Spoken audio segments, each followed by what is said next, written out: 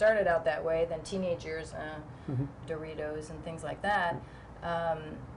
But then when he got out of the house again, he'd call me, "Oh, my girlfriend's got a cold, Mom. What should she do?" What should I do? Yeah. You become the home remedy person, so that's always interesting so that's too. cool. And now he comes home and he loves my nori crackers and he loves my other things. And before in high school, forget it. Probably wouldn't have happened.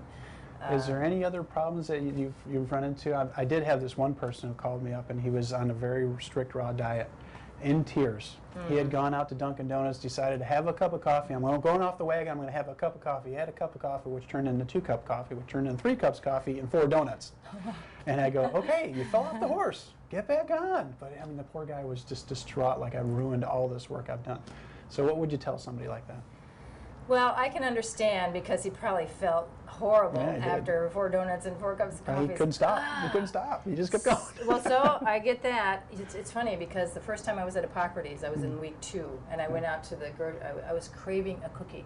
And I went out to the health food store with some friends, and I got some cookies with no sugar in it. It was just fruit juice, but I ate like 5 of them. Oh, my goodness. They were little ones, but I ate 5 of them. Knocked out like as if I had been drugged. Wow. Knocked out. We got back to the house, back to Hippocrates at 4, and I slept till 10 that night. So it shocked your system. Completely knocked out because of the sugar, because I wasn't used to that much sugar. So he probably felt horrible, which is a good lesson. And this is how we learn, is lessons. Okay, even when you're not on a strict diet, when your tastes change, when your body changes and starts getting cleaner, you may go back and say, oh my gosh, I haven't had a steak in a year. I'll have a little bite. Oh my gosh, it's not digesting, it's not going down. I spent with it all night long rolling in bed. So these are lessons that we learn. So you need those. But secondly, don't feel horrible. I mean, physically you'll probably feel horrible. But don't have that choice. Don't beat yourself up, because geez, we can beat ourselves up for so many things. We don't need to beat ourselves up because you're going to go back. You're going to get back on it again. So. And eventually your body craves this too. It's actually, you can't have the other things because you don't want them. And that's it. So it's kind of a beautiful thing. Very true. Is there any other things that you would recommend out there to keep things simple and just prepare some things in advance. I like to have certain things in advance that are always there, like a good big bottle of salad dressing, so you don't say, oh, I want to make a salad, but I don't have anything to put on it, instead of making a salad dressing each time. Have some dehydrated crackers, a couple of different varieties. Some snack foods and snack foods are great because I'm kind of a snacking kind of a person, so I like to have some snacks, whether it be just dehydrated I don't think nuts. she eats other than snacks, but she does okay.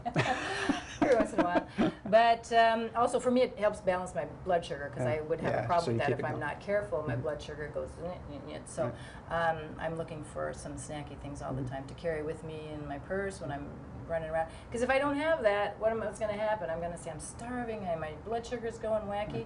I'll stop at the grocery store and get some peanuts or something, which I shouldn't be eating really. So you plan your menu in advance and kind of, is there a lot of things you can do in advance to kind of tide you through the week? Like pâtés, like a good hummus, a good vegetable pâté that you can spread on things or put in a wrap, or some nut burgers that you can make in advance that can go in the freezer, that can go in the refrigerator for a few days.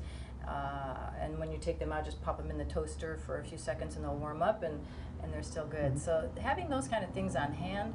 But a lot of fresh things. Also another easy thing is to, once you get home from the grocery store, if you've got a minute, take the time to wash everything. I spin it really well, my lettuces and my kales and things, and I spin them really well so there's no leftover water on them. I spread them out on a clean dish towel, and then I let them air dry a little bit too. Then I put them in my green bags, and then I tie them up with a lot of air in it, so I've got these really beautiful balloon pillows full of green things in my fridge when I open the door, and it's very appetizing, number one, and it's clean. So I'm starving, it's 3 in the afternoon, I haven't had lunch, open the door, oh quick, I got my sprouts, they're there, I got this, I got my lettuce, I got a pâté, flip, flip, flip. Within 3 minutes you've got a meal. So it's easy to prepare your meal. Exactly. Very nice.